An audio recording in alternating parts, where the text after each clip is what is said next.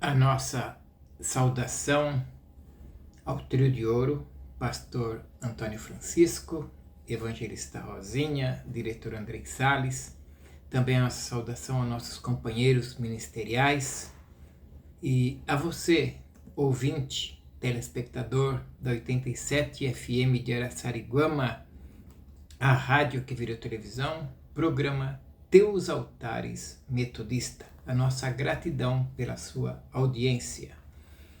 Hoje nós vamos entrar na parte 7 do discipulado módulo O Poder da Oração. Nas partes 5 e 6 eu falei de alguns princípios da oração e utilizei muito o exemplo de Elias, um homem de oração.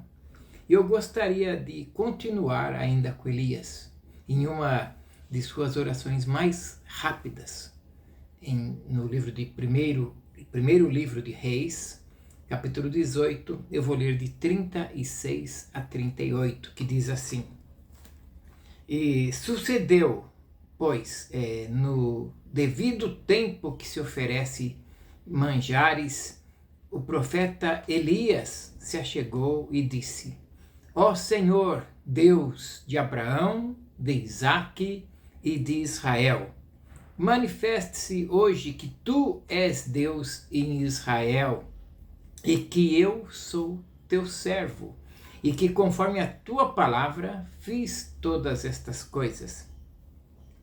Responde-me, Senhor, responde-me para que este povo conheça que tu, Senhor, és Deus e que fizeste retroceder, fizeste tornar o teu coração deles, voltou para trás. Então caiu fogo do Senhor e consumiu o holocausto, e a lenha, e as pedras, e o pó, e a terra, e ainda lambeu a água que estava no rego. Amém. Louvado seja Deus pela leitura desta poderosa palavra do Senhor.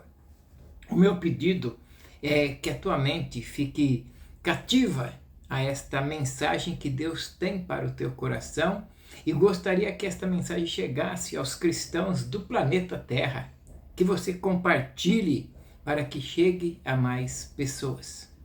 Falarei hoje como Deus atende também uma oração curta, uma breve oração, quando quem ora é um homem ou uma mulher de oração. Parece inusitado, mas eu falarei de uma breve oração atendida pelo Altíssimo, pelo Eterno. Quando a gente analisa a oração que Elias faz, nós percebemos que é uma curta oração, direta no alvo. Quando você analisa todo o contexto, vamos ver que esta oração é muito breve, porém com muita entrega, muito intensa, com muito fervor. E que embora essa oração seja rápida, a resposta de Deus é tão rápida quanto a oração. E precisamos fazer uma pergunta: o que está por trás desta oração? E por que Deus respondeu uma oração tão rápida como essa? E talvez nós, eu e você, nunca fizemos uma oração tão rápida quanto a oração de Elias neste texto. Eu digo que o que está por trás desta oração é um homem que se dispôs, estava disposto e disponível, se dispôs a ser servo de Deus. O que está atrás desta oração é um homem que se dispôs a obedecer. É o homem que se dispôs a fazer o ide do Senhor. É o homem que se dispôs a viver sobretudo para Deus. Então, é isso que está por trás. É isso que dá significado a esta oração. Às vezes, nós, eu e você, nos pegamos um tanto que questionando as nossas orações. Nos pegamos muitas vezes duvidando da resposta de Deus para a nossa oração. Ou então começamos a questionar. Eu oro e Deus não me responde. Eu tenho orado e Deus não tem agido. Não tem feito nada. Nada acontece. Nada muda na minha vida. Mas a grande verdade, amados e amadas por quem Cristo morreu, é que nós não oramos da forma correta, como se deve orar. A verdade é que os cristãos da atualidade ainda não construíram um altar de oração, nem simbólico em algum lugar da sua residência, da sua casa, ou mesmo um altar dentro do coração. Não tem sido um altar de oração ao Deus vivo. Porque quando nós olhamos todo esse contexto dessa história, nós vamos ver que antes de Elias orar, ele constrói, ele restaura o altar. E existem muitas pessoas que até embora estejam orando, mas o altar está bagunçado. O que podemos dizer é o que está por trás da oração de Elias é um altar restaurado. É uma vida de dedicação a Deus. Preste atenção. Elias é um homem que agora está fazendo uma curta oração, mas porém, contudo, por trás desta oração existe um homem que está tendo uma vida na presença de Deus, uma vida devocional com Deus, uma vida de dedicação a Deus, está tendo uma vida com Deus. E é isso que muitas vezes tem faltado a muitos cristãos, porque ele questiona a Deus, mas não se questiona a si próprio, não questiona a própria vida dele com Deus, porque questionar a Deus é fácil, questionar as orações é fácil, mas questionar a própria vida de dedicação a Deus é isso que nós não fazemos. Será que por trás da minha oração existe alguém dedicado a Deus, comprometido com Deus? Será que por trás da minha oração existe um homem que vive em função de Deus, em torno de Deus, na vontade de Deus? Deus é a minha prioridade, tem sido a minha prioridade. Existe isso em mim e em você? Mas eu preciso dizer que Deus estabeleceu a oração como um princípio de relacionamento com Ele. E nós não entendemos isso.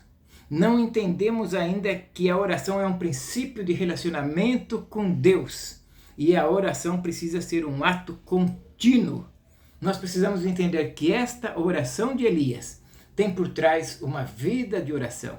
Elias, homem de oração, não é uma oração isolada, não é uma oração única, é uma oração de tantas que ele já fez. A oração rápida de Elias representa a oração de tantas outras que ele já tinha feito. E Deus está dizendo neste momento, neste instante, para você e para mim, eu quero que você seja um homem, uma mulher, um servo, uma serva de oração. Alguém que tem vida de oração. Ele quer que a gente seja alguém que tenha um altar de oração. Precisamos, eu e você, entender que a oração une a nossa vida, a nossa fraqueza, une a fraqueza humana à onipotência de Deus. A minha oração, a tua oração, une a nossa fraqueza à onipotência do Todo-Poderoso.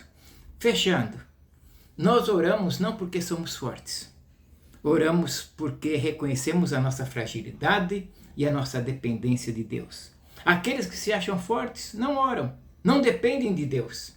Oração é para aqueles que dependem do Altíssimo, porque quando nós oramos, nós estamos unindo a nossa fraqueza à onipotência de Deus.